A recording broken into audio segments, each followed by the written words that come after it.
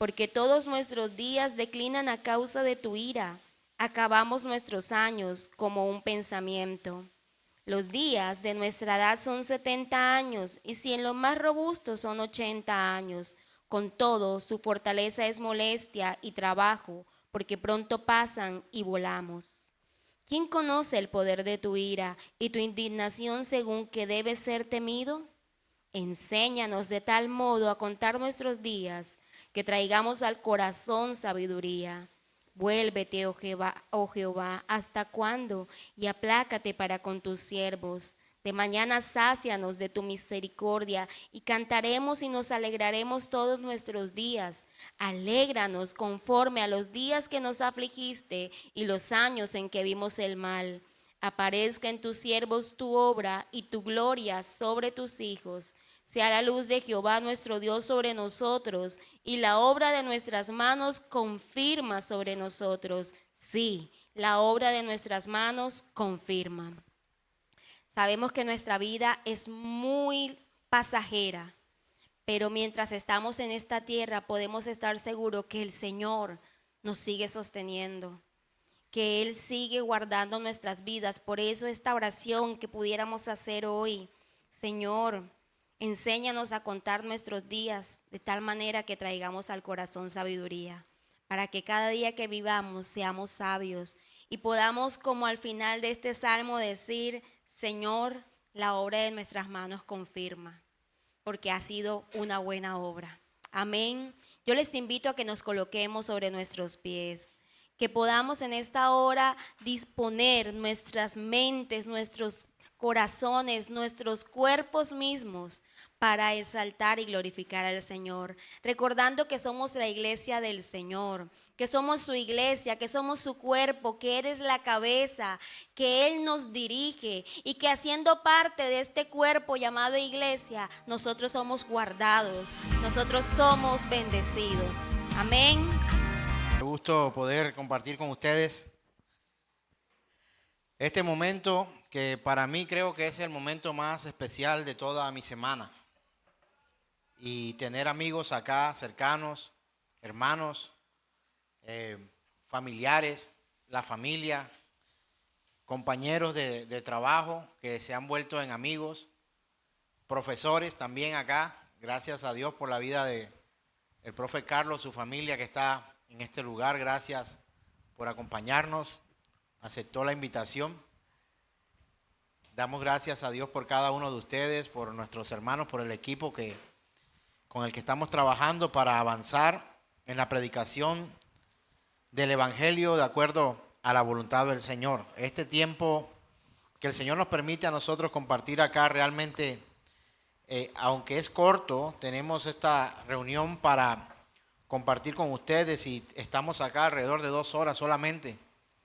Nos llena de verdad de regocijo para poder continuar el trabajo, el encargo que Dios nos ha hecho a nosotros para predicar. Vale la pena esforzarnos, vale la pena disponer nuestras vidas, incluso nuestros propios recursos, para que podamos seguir llevando el mensaje del Evangelio, el mensaje de salvación. Sé que como yo, muchos de ustedes vienen a este lugar, algunos con tareas, otros de hecho han dejado de hacer cosas importantes, pero sabemos la importancia que tiene también el congregarnos, el hecho de venir cada domingo a este lugar, o cada miércoles o el sábado a nuestras escuelas. Sé que en este mundo ajetreado nos cuesta mucho, se nos dificulta en ocasiones, pero entender, y más con el tema que hoy vamos a compartir, que tiene por nombre Vivos, creo que le vamos a dar mucho más valor a esta oportunidad que Dios nos da. Como es reiterativo, no quiero decir costumbre, cada domingo hacemos una oración en favor de los hermanos de las iglesias perseguidas alrededor de todo el planeta. Nuestro Dios ha plantado su semilla en la tierra, y muchos hermanos en diferentes lugares, en diferentes países y naciones, van predicando el Evangelio, pero no es como nosotros acá. aunque Colombia este año 2023 en la lista mundial de persecución pasó de un puesto 30 a un puesto 22, todavía en Colombia tenemos esta gran bendición de poder compartir el mensaje de la palabra de Dios, que nos permitan reunirnos, poder ir a un bautismo, poder congregarnos, poder salir incluso a predicar a las calles. Pero en otros países está tipificado como un delito, y un delito no menor. Son delitos incluso políticos, religiosos, son delitos no escarcelables, y de hecho algunos son condenados injustamente hasta pena de muerte, sencillamente por predicar el evangelio de nuestro Señor Jesucristo. Así que hermano, hermana, amigo que está aquí en este lugar, valore la oportunidad que Dios le da a usted de venir voluntariamente a un lugar para congregarse y disponer también de su tiempo, de sus recursos y de su vida entera para agradar a Dios y congregarse como un día como hoy. Algunos hermanos hoy están huyendo, algunos están escondidos, otros predican incluso en las prisiones, y es lo que el Señor ha llamado, nos ha dicho desde el principio. Si usted no lo había visto, pues quizá lo ha leído y lo ha pasado por alto, pero dice la Escritura, el Señor Jesús lo dijo muchas veces: seréis perseguidos a causa de mi nombre, su iglesia. Entonces les pido, les suplico, podamos inclinar nuestro rostro en este tiempo y podamos orar por esos hermanos que no tienen el privilegio de poder y la comodidad de poder congregarse como hoy nosotros lo hacemos. Gracias, Dios, suplicamos tu favor. Oramos también en favor de nuestros hermanos de Puertas Abiertas, Open Doors, en Latinoamérica, en España y en todo el mundo, en cualquier lugar donde se encuentren. Te suplicamos, siga dándole el denuedo, Señor, la fortaleza para apoyar a nuestros hermanos que son perseguidos. La voz de los mártires también, Señor, oramos por ellos para que tu propósito y tu misericordia, Señor, les dé la fortaleza, que ellos puedan entenderlo y seguir haciendo la tarea que le has encomendado. Gracias, Dios, por este tiempo que nos permites a nosotros congregarnos como iglesia en este lugar, predicar el santo evangelio y poder disfrutar de las oportunidades y bendiciones que tienes para tus hijos. Te damos gracias en Cristo Jesús. Amén. Hemos venido tratando la serie este año, La Iglesia Funciona.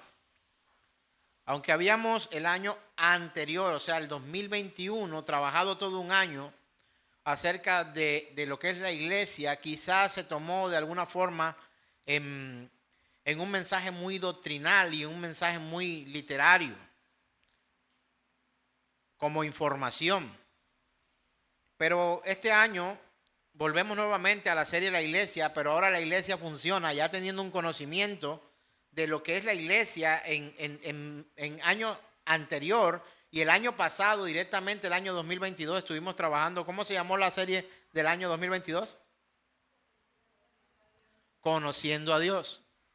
Sabiendo quiénes somos nosotros y sabiendo quién es Dios, pues quizás nos podemos hacer una mejor idea de lo que es nuestro papel en la sociedad como cristianos. De pronto hemos vivido nosotros toda nuestra vida pensando en que está bien lo que hacemos y lo que hacemos es suficiente. Es necesario que nosotros podamos también comprender la fortuna que hay en una delegación que no fue dada ni siquiera a los ángeles, y es predicar el evangelio. Esa es la función principal que el Señor le dio a la iglesia. Por supuesto que para predicar el evangelio tenemos que disponer nuestras vidas también a santidad, a compromiso, a estudio, para poder llevar un mensaje conforme y de acuerdo a lo que Dios manda. Y hemos tratado de inculcar no solamente principios y valores bíblicos, sino también impulsar a los hombres y mujeres que conscientemente reciben y entienden el llamado que Dios les hace como iglesia para poder predicar el evangelio de Jesucristo. Por esto este año la serie La Iglesia Funciona nos tiene que impulsar y el objetivo principal de esto es que podamos hacer la obra que Dios encomendó a la iglesia. Usted puede saber versículos, de hecho puede haberse leído la Biblia completa, pero si no la pone en práctica, es sencillamente información, no hay formación y mucho menos transformación, que es donde Dios nos quiere llevar a nosotros. Empezamos hablando estos días pasados, domingos, acerca de la verdad en la que consiste por qué entregar nuestras vidas a Dios, por qué disponernos para Dios para esta labor. Y si creemos que somos iglesia, tenemos que estar convencidos de lo que nos toca hacer, cuál es nuestra labor allí. Si a usted le dicen, usted va a ser empleado de esta empresa, yo creo que la siguiente pregunta que usted haría sería, ¿qué me toca hacer? ¿Sí o no? No, usted lo contratamos. ¿Cuál sería lo que usted preguntaría luego de una afirmación como esa? Si yo le digo a usted, queda contratado, ¿qué me preguntaría? ¿Para qué? ¿Contratado para qué? O si te están llamando, ¿no te interesa saber para qué es regularmente lo que nosotros indagamos en nuestra mente, aún cuando nuestros padres nos llaman, cuando estábamos en esa edad de chicos y sabíamos que habíamos dejado algo pendiente y escuchábamos la voz de mamá o de papá que decía el nombre de nosotros y nosotros sabíamos, ya sé lo que mi mamá me va a decir. Tengo esto aquí tirado, esto está incompleto, esto está por allá. Bueno, la iglesia tiene un llamado y Él nos ha llamado para que podamos proclamar, escuche bien, proclamar. La proclamación es tomar algo que se ha dicho y llevarlo a voces a otro lugar o para que otras personas en un mismo lugar o auditorio puedan llegar a escuchar. No nos ha enviado el Señor a inventar un nuevo evangelio, no. Sino lo que Él nos ha enviado a través de su palabra, podamos replicarlo, ser portavoces, ser replicadores, ser, ¿cómo fue que dije el término? Proclamadores de la palabra de Dios. Somos mensajeros, somos enviados a llevar un mensaje. Por eso todas las predicaciones que tienen el tinte personal o que tienen la interpretación humana acomodada, eso sería como la eisegesis, tratar de dar mi opinión a lo que he leído, y la exégesis es tomar lo que el autor dice para poderlo transmitir o comprender de la manera en que el autor lo dice. La Biblia no es un libro que ha sido creado para que usted lo interprete como a usted le convenga. Usted no puede tomar un versículo fuera de contexto para empezar a hacer de eso una religión o una doctrina para poder llegar a sus fines. No. Usted y yo hemos sido tocados por el Evangelio y llamados por Dios para que podamos escudriñar las Escrituras y comprender todo el contexto en que ellas ha sido escrita. ¿Sabía usted que usted se ha apoderado de promesas que no son suyas? Usted ha leído la Escritura y de pronto lee y dice, y todas las naciones, en ti serán benditas todas las naciones de la tierra. Y el pueblo dice, amén, aleluya, gloria a Dios. Es una promesa que fue específicamente dada a una persona. Y nosotros somos parte de esas naciones bendecidas a través del ministerio o del servicio o del llamado que aquel escuchó y que puso por obra. Entonces es allí donde alguien puede venir a tomar esta doctrina. Yo he sido llamado porque en mí serán benditas todas las familias de la tierra. ¿Es eso cierto bíblicamente? No es cierto bíblicamente. Esa promesa fue dada a alguien en un momento específico y ese momento específico y ese alguien específico obedeció y ejerció el llamado de Dios para que nosotros pudiéramos ser bendecidos hoy. ¿Cómo se llama aquel hombre al que Dios le dijo esto? Abraham, ¿verdad? Entonces fue Abraham, no fue a usted. Pero hay bendiciones, por llamarlo de alguna manera, o promesas generales, o promesas que sí nos incluyen a nosotros. Esa promesa nos incluye a nosotros. Pero no es que nosotros van a ser benditas todas las familias de la tierra. nosotros estamos en la parte de las familias de la tierra, en las naciones de la tierra. En ese pedazo es que entramos nosotros. Entonces la importancia de poder predicar un evangelio completamente claro y no volvernos, como lo hemos dicho en otro momento, cristianos de versículos. ¿Alguien tiene la Biblia de promesa o ha conocido esa Biblia de promesa? Creo que está en promoción, una de las que más se vende. Resaltadas. ¿Me podrías bajar el aire un poco de acá? Te agradezco. Gracias. La Biblia de promesa está completamente llena de todas las promesas, por supuesto, de principio a fin, pero las promesas que nos convienen están toditas agrupadas y resaltadas, y eso nos hace sentir a nosotros maravillosos. O sea, ¿para qué leer el resto si nosotros nos interesan son las promesas? ¿Para qué?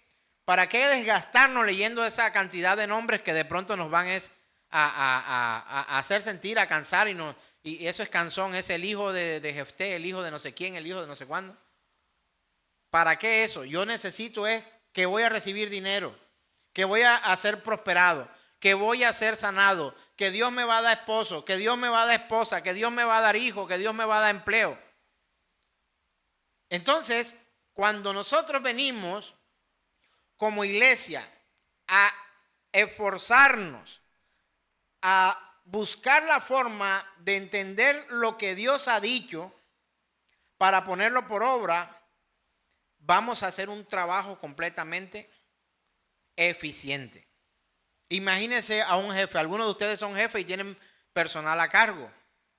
Que usted llegue a un lugar y usted le diga a alguien, necesito que coloques esto aquí, que pongas esto allá, esto me lo destruye, esto que está aquí me lo botas, no lo quiero ver en mi almacén, en mi tienda o en mi empresa. Y cuando ese jefe se va y vuelve, encuentra precisamente todo lo contrario porque a aquella persona se le ocurrió o en su interpretación personal tomó la decisión de que lo que él dijo que le votara se lo puso en el escritorio al jefe. Es lo mismo y funciona de la misma manera. Si usted es jefe de ese empleado, ¿usted cómo se siente? Fatal, ¿verdad? Tremendo.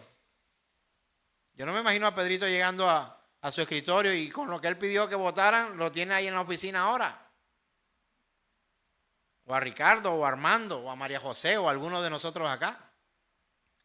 Claro que no.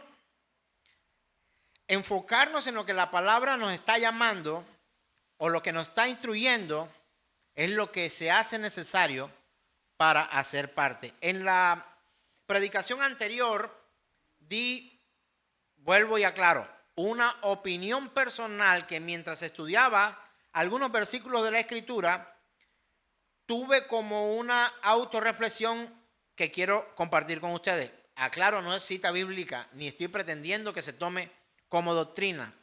Aclaro, este momento es un paréntesis en medio de la exposición de la Escritura.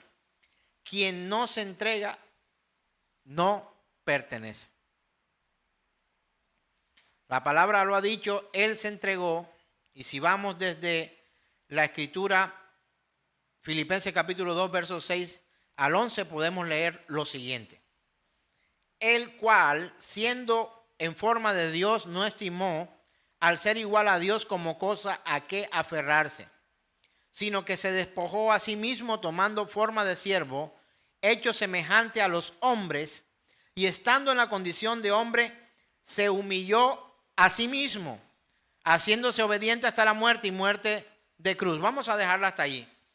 Aquí hay una acción de nuestro Señor Jesús, el Cristo, el cual se despoja a sí mismo, se entrega y cumple todo el propósito divino y el plan para nosotros. Esa es una obra maravillosa. Porque no solamente se cumple la voluntad de Dios, Jesús es Dios, por supuesto es Dios. Y cuando hablamos de Jesús obedeciendo, hablamos de obediencia a su Padre. Pero esa obediencia de ese nos trajo a nosotros bendición y vida eterna. Entonces, comprender que si Dios nos da una instrucción o nos llama para algo específico, es conforme a Dios lo ha mandado. No podemos tomarnos la tarea nosotros de tergiversar los planes. Los que tienen personas a cargo me comprenden perfectamente. de qué le estoy hablando. Esto de tomar lo que a mí me parece es que, no, yo quiero, pinten de blanco, nos pasó con David la otra vez, queríamos pintar acá, le dijimos tono oscuro, él consideró tono oscuro, pero cuando llegó mi esposa, dijo que quería más oscuro. Y tuvo que hacer un nuevo replanteamiento. ¿Dónde estuvo el error? ¿El error fue de David? ¿Quién nos hizo el trabajo? No. Hubo un error en nosotros al no decirle específicamente con claridad cuál era el tono de color con el que queríamos pintar las paredes de este lugar donde nos congregamos. No, pero usted me dijo gris oscuro. Este es un gris oscuro. No, pero yo quiero un gris un poco más oscuro que el oscuro que decidiste. Se trata de que de acuerdo a lo que el Señor nos ha enseñado a nosotros, se haga. ¿Cuál era el plan de salvación de Dios para el hombre? Que Jesús muriera en una cruz y pagara por nuestros pecados. ¿Usted se imagina que Jesús le hubiera dicho a los romanos que le apresaban o los que le estaban dando latigazo: viejo, pero dele suave, hermano, con cuidadito el clavo, con cuidado? No. Escrito estaba que tenía que padecer en manos de hombres pecadores, entregado a los principales sacerdotes, y que tenía que padecer calvario, agonía, muerte, abandono, dolor, angustia. ¿Sabe por qué? Porque toda la ira del Dios santo y poderoso estaba cayendo sobre su propio Hijo. ¿Quién lo llevó a la cruz? Usted quizás aprendió: ay, yo con mi pecado fui el que puso al Señor en la cruz, por eso perdóname. Usted no puso al Señor en la cruz, lo puso el Padre. Su propio Padre permitió y estipuló que para la salvación de los hombres pecadores, un justo debía morir. Que era lo que se hacía anteriormente con esto, a través de los sacrificios de animales que se presentaban porque el animal no tenía la culpa. Y buscaban un animal que fuera sin mancha, que no fuera ciego, que no fuera cojo, ni perniquebrado. No, necesitaban un animal puro, perfecto, sin mancha, que valiera la pena matar.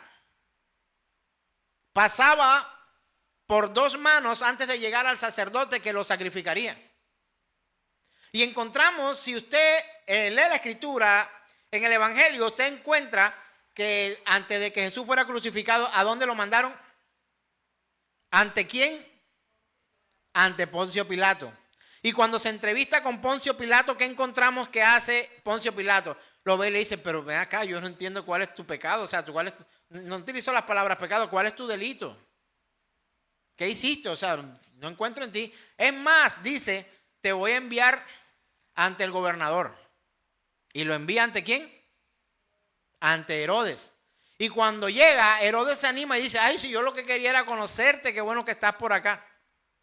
Y no, yo te voy a devolver a los sacerdotes porque yo tampoco encuentro en ti nada. Se cumple perfectamente lo que los sacrificios anteriores habían sido anunciados gráficamente para que comprendiéramos. Pero ¿sabe una cosa? No lo vimos. No lo comprendimos, ¿sabes? Porque quisimos tener una propia interpretación de lo que fue el sacrificio de Cristo en la cruz. Él es un justo, sí, Él murió por nuestros pecados. Pero como alguien dijo una vez, yo no lo mandé. Y mucha razón tenía. Usted y yo no lo mandamos. Dice la Escritura: Él puso su vida por sus amigos. Él dio su vida por su iglesia. Él se entregó a sí mismo, despojándose de su reinado para convertirse en hombre, volverse como un siervo y venir aquí. El mayor vino a servir. ¿No lo hemos visto así? No, mis pecados pusieron al Señor ahí. No, los romanos, odio a los romanos. Oiga, ¿sabían? Los romanos existen, ¿sabía? Hay una ciudad que se llama Roma, ¿no? ¿Que es la capital de qué? De Italia. Existe, hermano. Entonces yo voy a odiar a los romanos porque la interpretación que yo le doy al capítulo y al versículo que leo es que los romanos mataron a Cristo, porque dice que fue aprendido por los romanos y los romanos lo llevaron y lo entregaron y los romanos lo llevaron ante Poncio y estaban en ese momento el imperio romano, entonces odiamos a los romanos. No podemos interpretar la escritura de esta forma. Pero sí tenemos que comprender lo que Dios quiere para su iglesia. Y si usted aspira, anhela o cree ser parte de la iglesia de Cristo Jesús, usted tiene que saber lo que la iglesia debe hacer de acuerdo a la voluntad de Dios. Rápidamente, recuerdo una frase que leí en el Catecismo La Nueva Ciudad, donde dice: no elegimos nosotros quién pertenecerá a la iglesia, así como no decidimos quiénes serán nuestros hermanos y hermanas o primos, Dios elige. Y estamos en este lugar muchos aquí. ¿Sabe qué anhelo yo? Sinceramente, si quiero algo de usted, se lo voy a decir públicamente. Yo anhelo que usted sea mi hermano en Cristo Jesús. Mi hermana. Los amigos se acaban, los amigos se distancian, pero los hermanos son para siempre. Y en Cristo Jesús son eternos. En Cristo Jesús son eternos. Así que se hace necesario, hermanos, comprender la razón por la cual predicamos el tema del domingo anterior, hablando acerca de que Dios recluta, Dios llama, Dios demostró por sí mismo, con sus propias acciones, que Él se entregó voluntariamente. Y luego de entregarse voluntariamente, Él tiene, no solo porque es Dios, sino la potestad moral pública de poder decir: yo me entregué, entrégate. Y nos llama, hace un reclutamiento. Él iba caminando por las calles de aquel lugar en Galilea y pasó por el mar y llamó a dos hermanos. Tú ven, sígueme, te haré pescador de hombres. Y llama a tu hermano, vámonos también. Pasó por una mesa, por la mesa de los tributos, y le dijo: ¿a quién? Llamado también Leví, ven, vamos, sígueme. ¿Y quién era un publicano? Era un hombre pecador. Era un hombre que estaba de enemigo de su propio pueblo. ¿Sabe quiénes eran los publicanos? Los que eran del mismo pueblo de Israel, del mismo pueblo, bajo la misma Torá, bajo el mismo Dios y la misma creencia, que contrataban los romanos, quienes les habían invadido, y les obligaban o les daban empleo, diciéndole: de ahora en adelante el que le va a cobrar los tributos a los hebreos eres tú. Yo, sí, y te vamos a pagar por eso. ¿Cómo cree usted que era visto alguien como Leví o Mateo? ¿Quién va a la DIAN riéndose a pagar? Si alguien paga, ¿no? Por eso el Señor dice: al que tributo, dale al César lo que es del César y a Dios lo que es de Dios. Algunos han llamado que la DIAN es el César de estos tiempos. Para los internacionales que nos escuchan, es la Dirección de Impuestos y Aduanas Nacionales, DIAN. Pero ¿quién va y paga riéndose una gran cantidad por que le permitan trabajar? Yo creo, bueno, qué bueno. Algunos he escuchado y visto algunas entrevistas de algunos empresarios en nuestro país que dicen que pagan contentos. Gloria a Dios por eso. Pero aquel era un cobrador de sus propios hermanos que los veía en plena necesidad.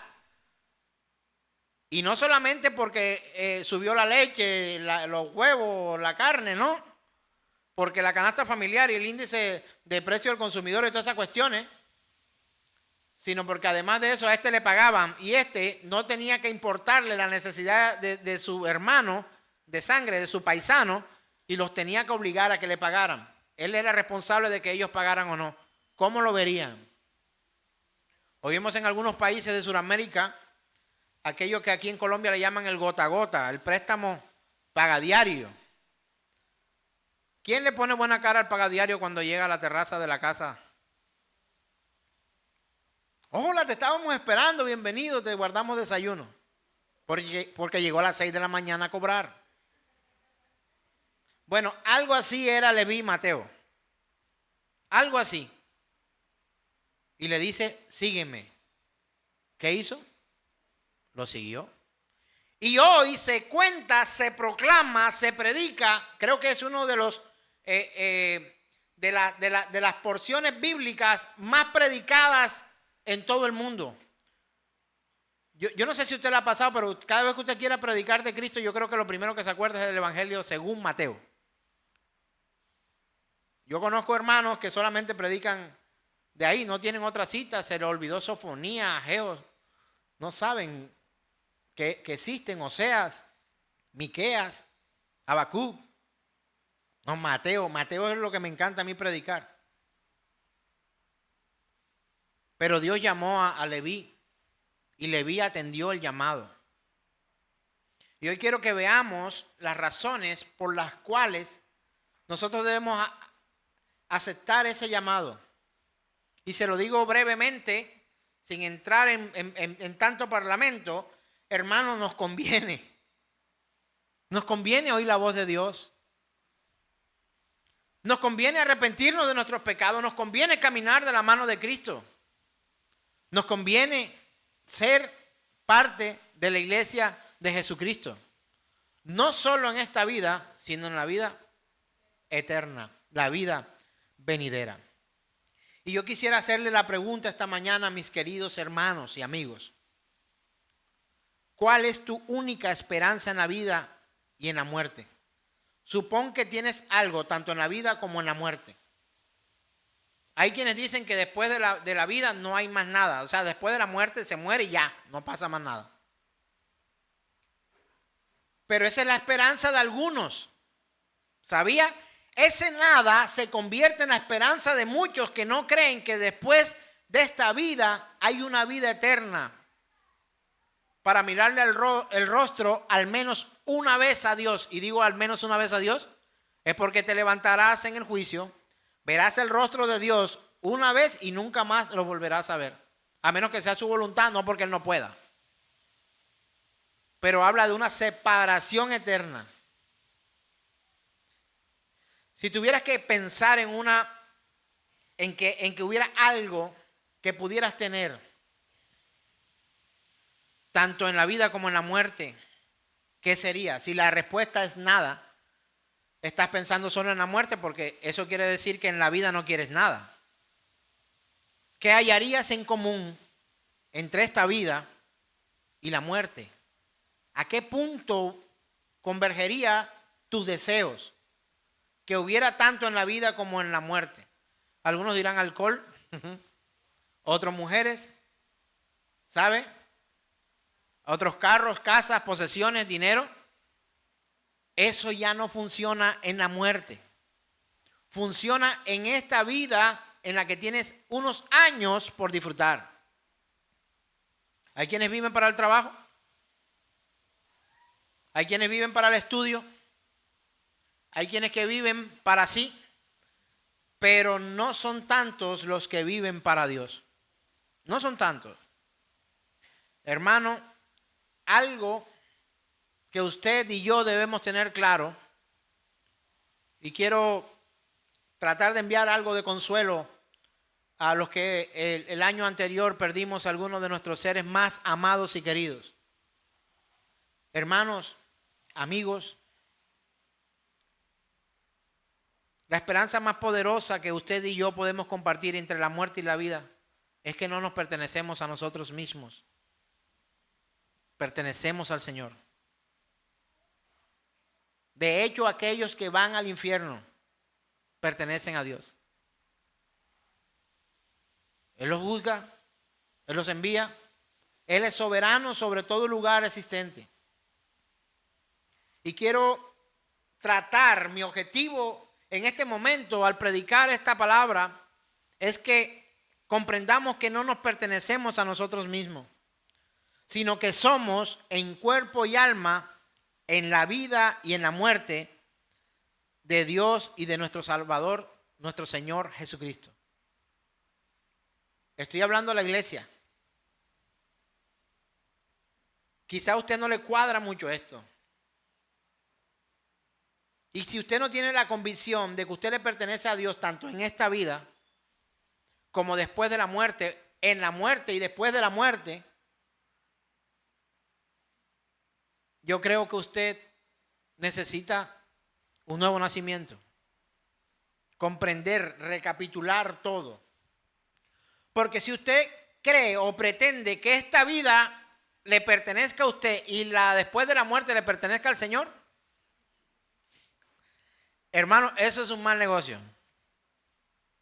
Es un mal negocio.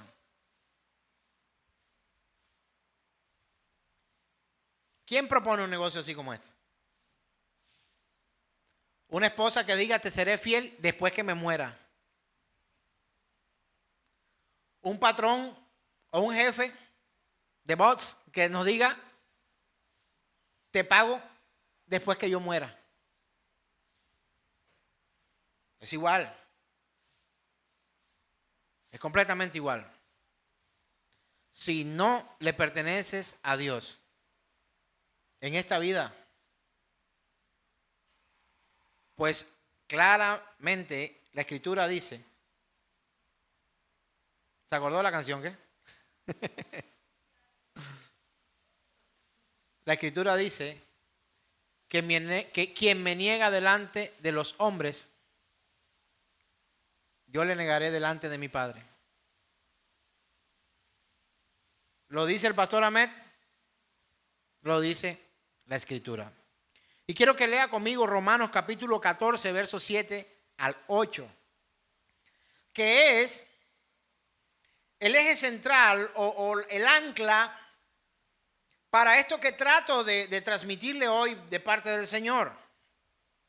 ¿Cuál es la instrucción del pastor Ahmed hoy para compartir con Generación de Fe y los amigos que nos van a ver y que nos ven? Este es el ombligo de esta predicación. Romanos capítulo 14, versos 7 al 8. Dice la Escritura, porque ninguno de vosotros vive para sí mismo, ni tampoco muere para sí. Si vivimos, para el Señor vivimos. Y si morimos, ¿qué dice? Para el Señor morimos. Así pues, sea que vivamos o que muramos, del Señor somos. Hermano, la respuesta a la pregunta, argumentando bíblicamente el concepto, Romanos capítulo 14, versos 7 al 8, porque ninguno de nosotros vive para sí mismo, ni tampoco muere para sí. Si vivimos, para el Señor vivimos, y si morimos, para el Señor morimos. Así pues, sea que vivamos o que muramos, del Señor somos.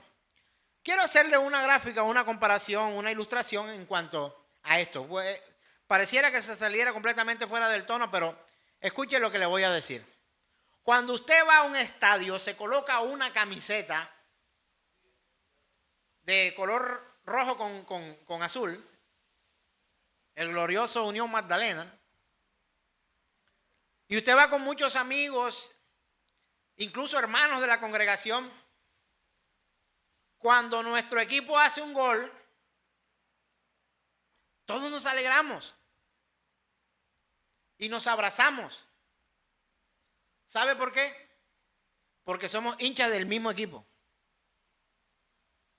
Aunque tengo que confesar mi afición por el Junior de Barranquilla. Pastelero, por ahí me dijeron. Queridos hermanos, todos celebramos aún juntamente con el equipo como si el gol lo hubiera hecho uno de los que estamos ahí. Y a veces algunos de los que hemos ido al estadio brincamos más que el propio que hizo el gol. ¿No lo ha visto? Y gritamos cosas, arenga y guay, y tocamos el tambor y saltamos y nos abrazamos hasta... Usted ve usted ve un hombre besando a otro en la calle y usted uy, ¿cómo? Se ve raro. Pero usted ve a dos hombres besándose después de un gol de su equipo favorito, usted dice, wow, mira lo que hace el fútbol. Maravilloso el deporte. Mira, el Unión Magdalena de Dios. Mira cómo une a los hermanos. Pregunto, cuando tu equipo, sigamos con el Unión Magdalena, hace un gol y tú tienes tu camisa roja azul, tú corres allá a la del Nacional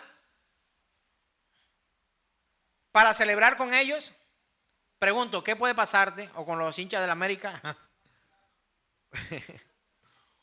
O va por allá. En Venezuela es los tiburones de la Guaira con el Caracas. Se jalan hasta por los pelos por un partido de béisbol. Hermano, usted no hace eso. Quiero ponerte en contexto. ¿Y qué tiene que ver esto con la cita que he usado? Es porque el apóstol Pablo no le está hablando a cualquier persona. Le está hablando a alguien de su equipo. Ahora vamos a leerla con nuestra conciencia puesta directamente en las palabras del apóstol Pablo, pero con el énfasis en a quién le está haciendo este anuncio. Vamos a leer nuevamente. Porque ninguno de nosotros, son del equipo, ¿sí o no?, vive para sí mismo, ni tampoco muere para sí. Si vivimos, para el Señor vivimos. Y si morimos, para el Señor morimos. Así pues, sea que vivamos o que muramos, del Señor somos. ¿Será que la gráfica lo puso a leer de una manera distinta? ¿A quién le habla el apóstol Pablo? ¿A alguien que pasaba por allí? ¿A cualquiera? ¿A los publicanos no convertidos? ¿A los paganos de la época? ¿Al Sanedrín? ¿O el consejo eclesiástico de la época, los que tenían como inquisitoramente las acciones que tomar en contra de todo aquel que no se parecía a ellos? Tenían un juicio ellos para incluso enviar a la cárcel, Sanedrín, a los que predicaban de Cristo Jesús. ¿Les estaba hablando el apóstol Pablo a cualquiera? ¿A quién le hablaba el apóstol Pablo? Si usted se va unas hojas antes, porque estamos en el capítulo 14, y usted lee la reseña, cuando usted ve el título que dice Carta del apóstol Pablo a los romanos. Así está estipulado, así está escrito, así se imprimió. Pero hermanos, para ponerlo en un contexto mucho más familiar y cotidiano, el apóstol Pablo agarró una hoja y empezó a escribir una carta a sus hermanos. Imagínense mi persona escribiendo un mensaje que se lo manda a este lugar si me fui de viaje. Y digo, por favor, léanle esto a mis hermanos en Generación de Fe. Ni más ni menos. Y cuando usted lee los párrafos que hablan acerca de la escritura de la carta, que no es un libro, es una carta del apóstol Pablo a los romanos, así cuando se vaya a referir a ella no diga el libro de Romanos, no, es la carta a los romanos. Hay libros, cartas, ¿verdad? Esta es una carta a los romanos.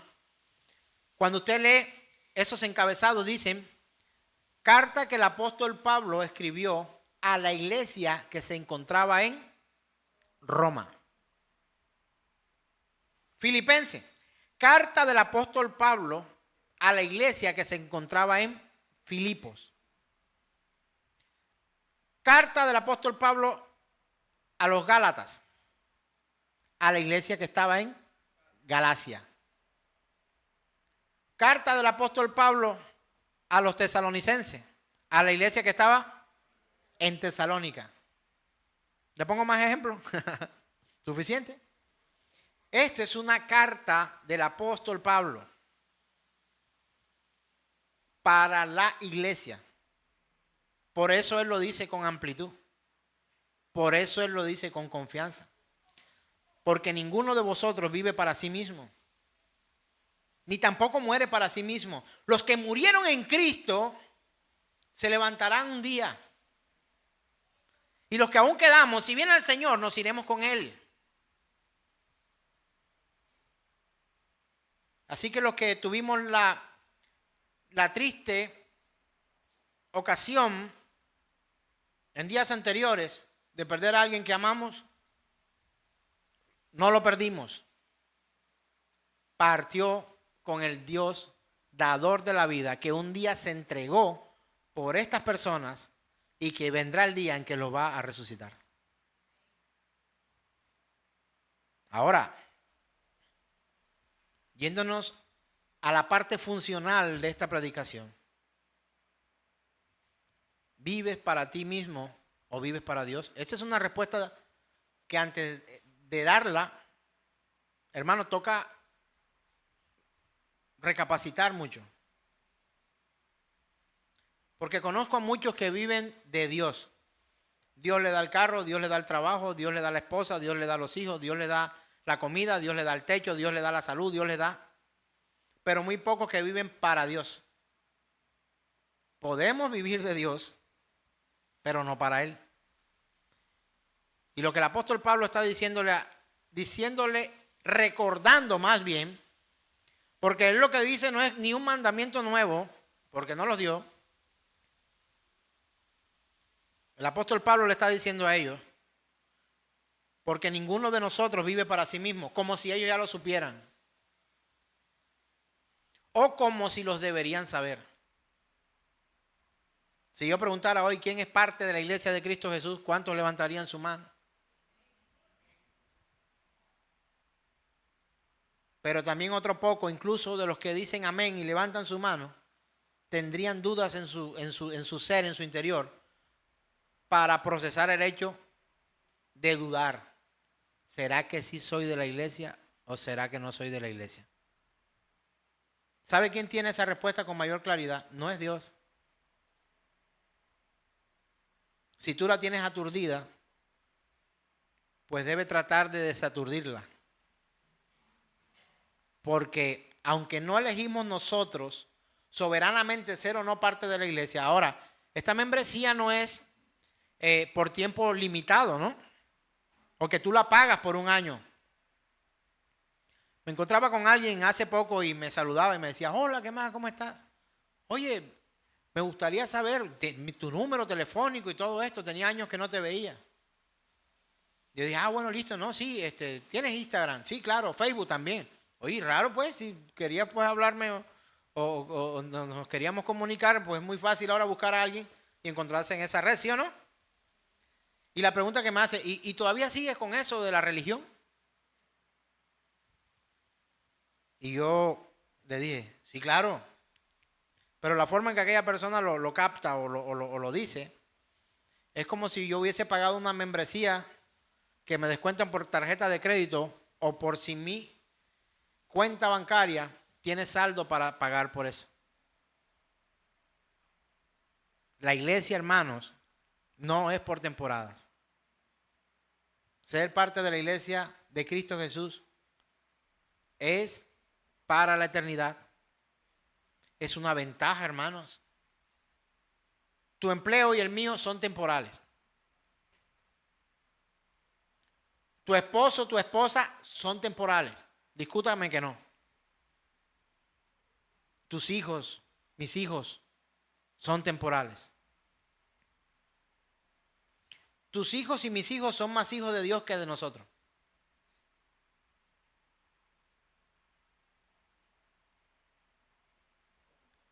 Tu lugar de congregación es temporal.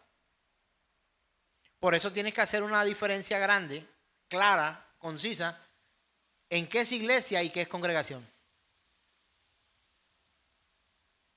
Pregunto, ¿somos iglesia? ¿Y somos generación de fe? También, pero la congregación. Porque solamente hay una iglesia del Señor. No va a preguntar, ¿eres triangular, cuadrangular, asambleas de Dios, bautista, puritano, jesuita, metodista? No.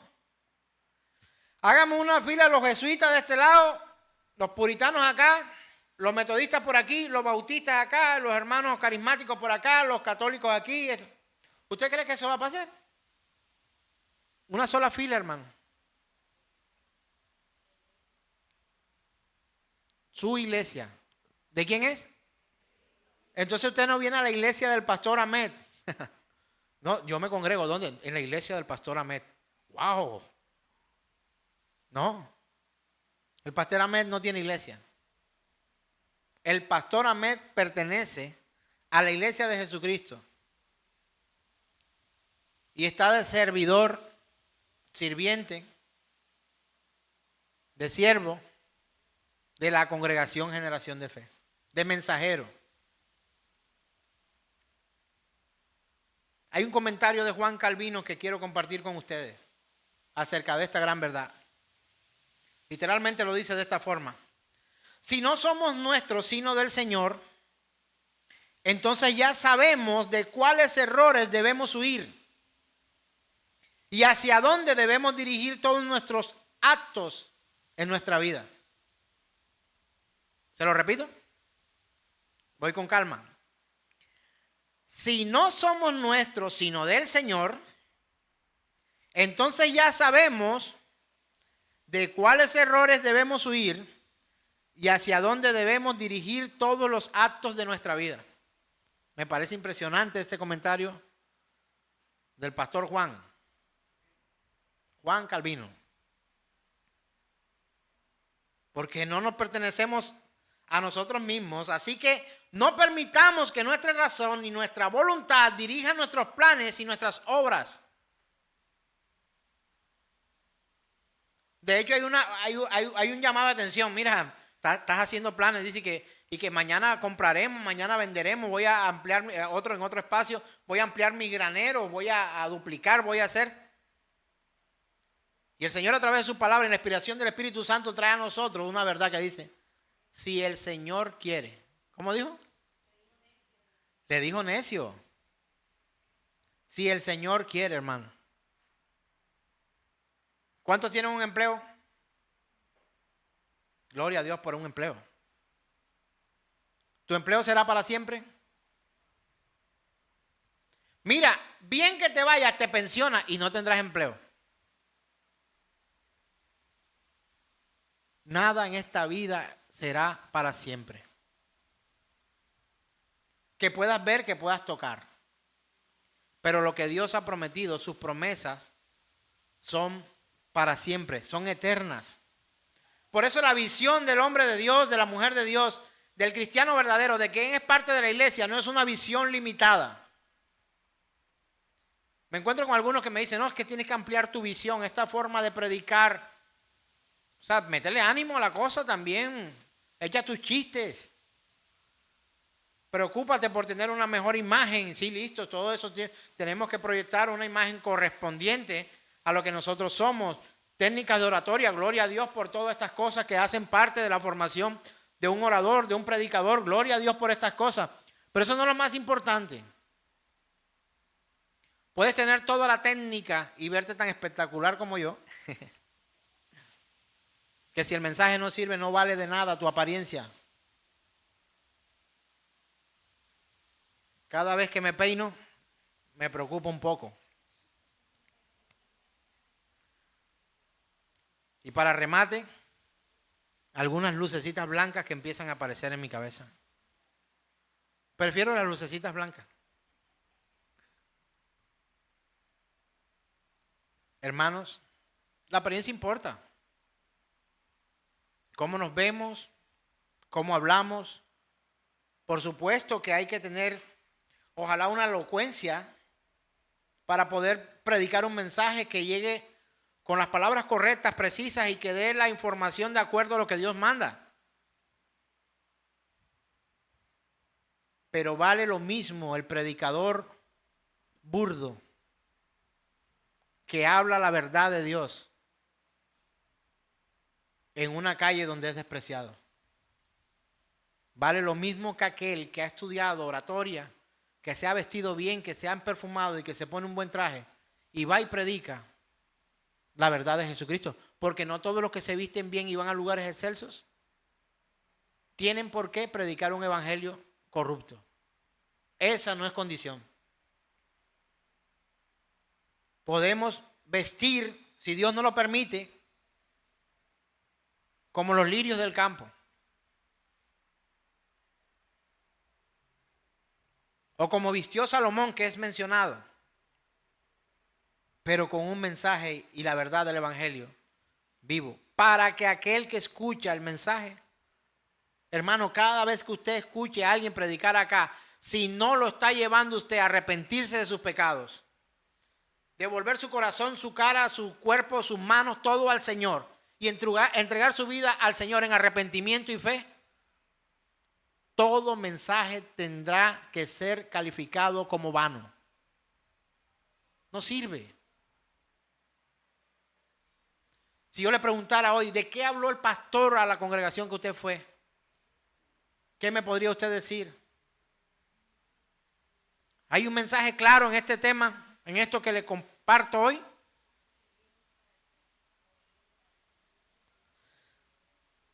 Que la iglesia del Señor, si vive, vive para Dios. Y si muere, muere para Dios. Ahora, el que vive para sí, le pregunto, lógica matemática. Si alguien vive para sí, ¿para quién muere? ¿Tiene ese sí el poder de resucitar para vida eterna? O sea que lo que vivió, lo vivió hasta ahí. Fue dueño de su vida. Dice, es que yo soy dueño de mi vida. ¿Cuántas mujeres que hoy defienden la libertad femenina hablan de una libertad que lo que hace es ponerles más cadenas a ellas mismas? ¿Cuántos hombres que pretenden que sus vidas sean transformadas por el Señor, pero que viven para sí, o que vivimos para sí? Hermano, ¿usted cree que tengo cosas a las cuales renunciar? Todos los días. Denme un ejemplo, por favor, de vivir para sí. A ver, por ahí, a mí se me olvidan. ¿Qué sería vivir para sí? ¿Ir donde quiero? ¿Sí o no? Pregunto, ¿es pecado viajar? Pero he escuchado gente que dice, llueva, trueno, relampaguee, voy porque voy. Sí. Si Dios quiere. Es que no, es que me estoy dando un gustico personal. El gustico personal mide casi 2 metros. Tez morena, barbado, acuerpado. No, esto es solo un gustico personal. O el que tiene esposa, o el que no tiene esposa, pero abusa de su sexualidad. Es lo mismo, hermano. Cuando llegamos al empleo a la hora que queremos. Cuando nos vamos a la hora que queremos. La iglesia de Cristo Jesús no se pertenece a sí mismo. Así que no establezcamos como nuestra meta buscar lo más conveniente para nosotros. Eso parece un pensamiento retrógrado, ¿sí o no? Uy, ¿cómo? No me digas eso. No, yo, es lo que me convenga. Si no me conviene, no. Caminando de la mano de Cristo muchas veces hemos tenido que voltear el embudo. Embudo, llámese recipiente de forma cónica que termina en una punta donde se reduce el fluido o lo que le has echado allí. El embudo. Por aquí hay bastante, entra bastante, pero por aquí sale poquito. A veces hemos tenido que voltearlo y que lo angosto quede para el lado de nosotros. Así vive la iglesia. Ceder el puesto adelante, aún con enojo, por la forma en que nos tratan.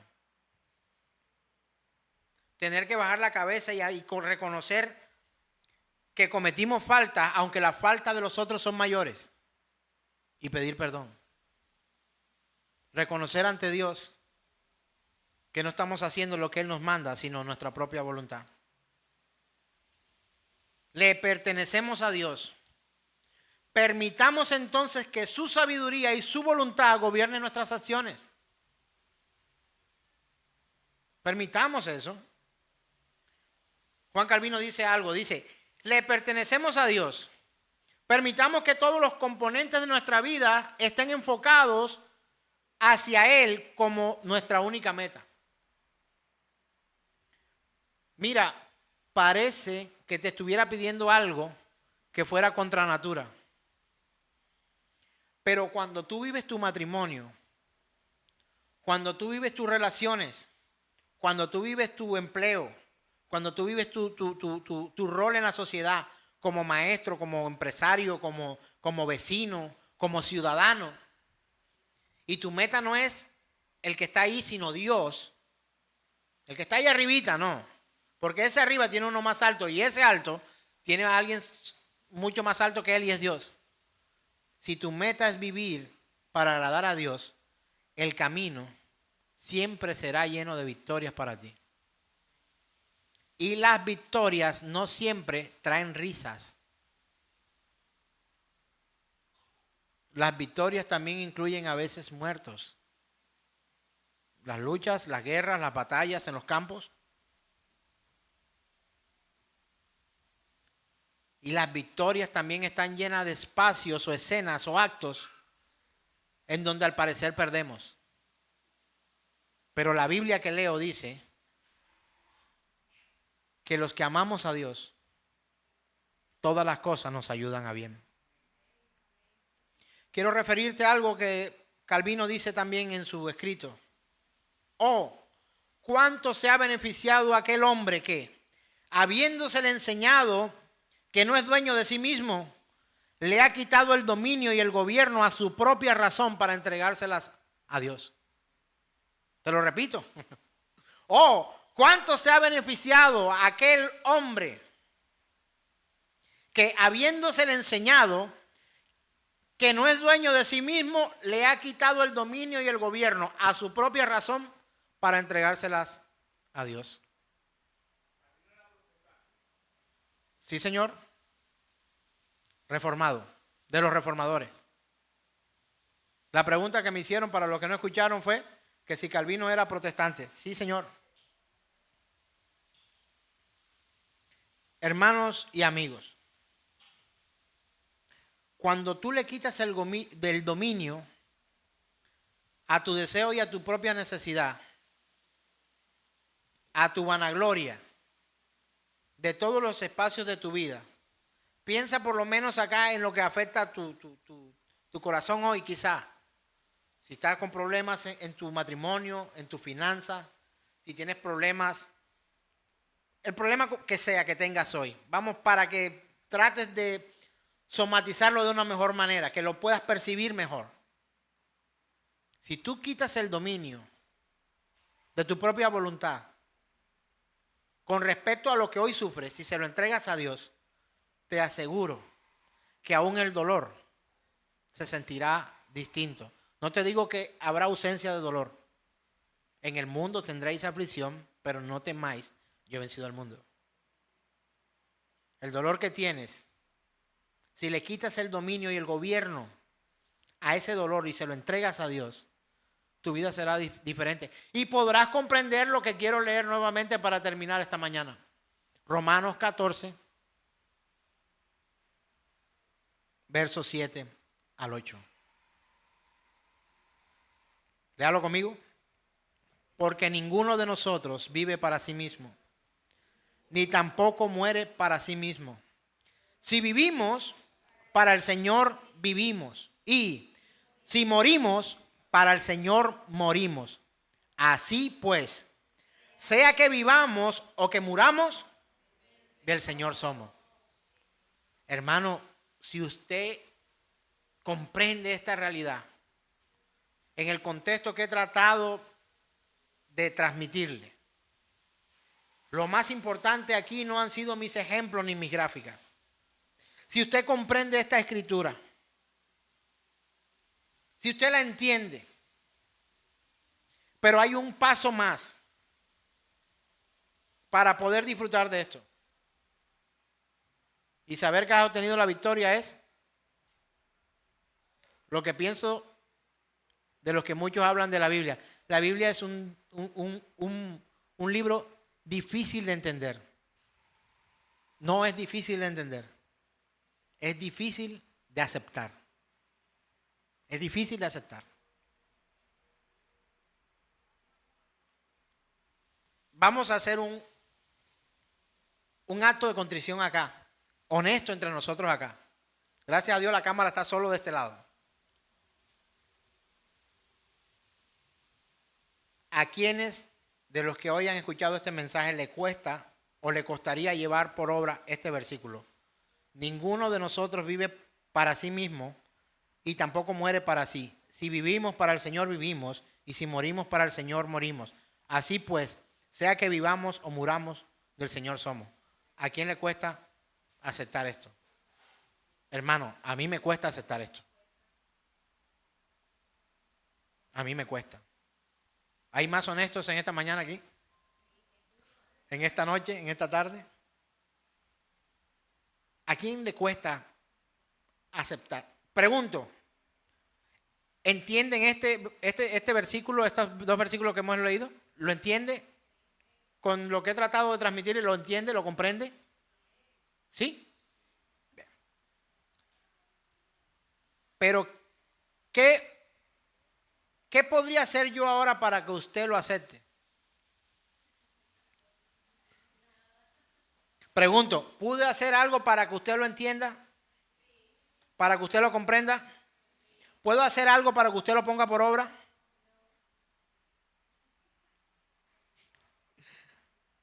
Timothy Keller dice en uno de los escritos, se refiere a Juan Calvino, él dice que establece la esencia de lo que significa vivir la vida cristiana. Él dice que podría redactar una lista de los mandamientos que debemos cumplir o de los rasgos del carácter que debemos exhibir. Hermanos, una cosa es decirlo y otra cosa es demostrarlo, mostrarlo. Esto nos cuesta, pero quiero que le diga algo. La iglesia funciona. La iglesia comprendió y vivió esta realidad que el apóstol Pablo compartió a través de esta escritura, que es una carta a la iglesia que se encuentra en Roma. Porque ninguno de nosotros vive para sí, ni tampoco muere para sí. Si vivimos, para el Señor vivimos, y si morimos, para el Señor morimos. Así pues, sea que vivamos o muramos, del Señor somos. Ellos vivieron eso. Pero quiero recordarte algo para finalizar este mensaje. Eso no solo lo vivieron los de la época de Pablo, lo vive la iglesia hoy. Y si no es así, no es iglesia. Pregunto, ¿es tan a la bulla de los cocos como decimos acá en nuestra región colombiana Caribe? ¿Es tan fácil decir yo soy de la iglesia del Señor? No lo es. La pregunta final es esta. ¿Es tu anhelo ser de la iglesia del Señor?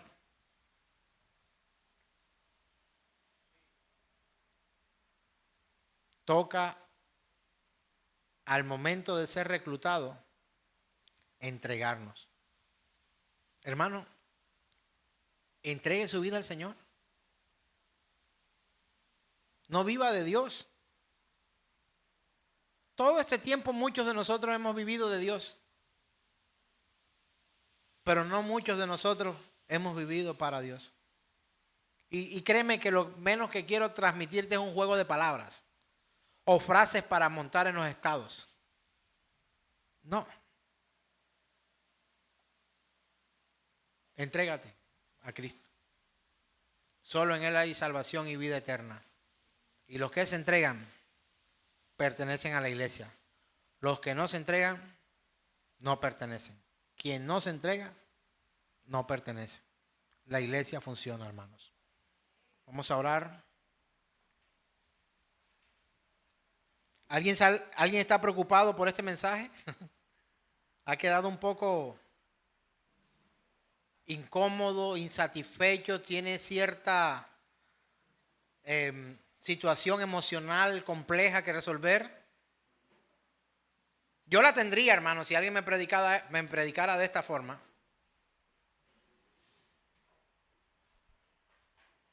Pero si alguien se desconectó de esta transmisión o si alguien solamente se quedó con este último reclamo, por llamarlo de alguna forma, déjeme decirle, ni siquiera es tuyo nacer de nuevo.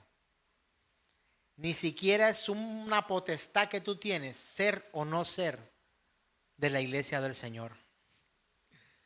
¿Se te están cayendo un poco las cargas ahora? ¿Sabes por qué?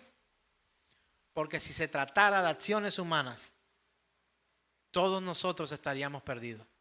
No nos justifica para seguir pecando, pero por aquí entender que tu membresía, no a esta congregación puede venir el que quiera, pero tu membresía en el cielo, en el libro de la vida, en la iglesia de Cristo, no es ni mía, ni del que está a tu lado, darla. Es de Cristo Jesús. ¿Qué necesitas para ser de la iglesia? Arrepentimiento, hermano. Necesitas el arrepentimiento.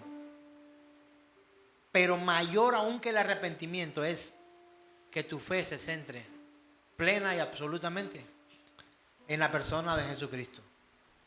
No por obras para que nadie se gloríe. La salvación nuestra no depende de ninguno de nosotros. Nuestra salvación depende de Cristo Jesús y que tu fe sea puesta en el Rey de Reyes y Señor de Señores.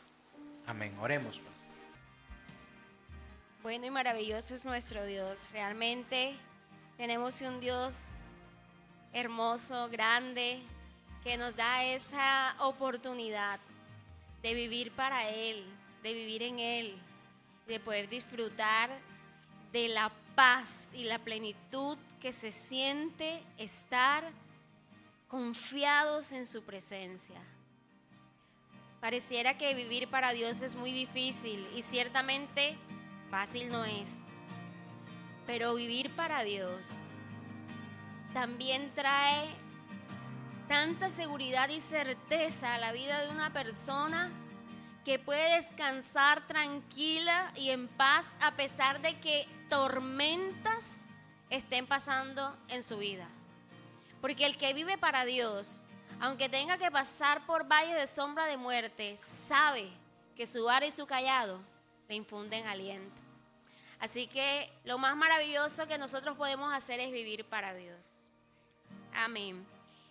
Vamos a despedirnos de todos los que se han conectado a través de nuestra transmisión. El Señor les bendiga y les guarde a ustedes y a sus familias. Los invitamos a que nos visiten en Generación de Fe. Amén.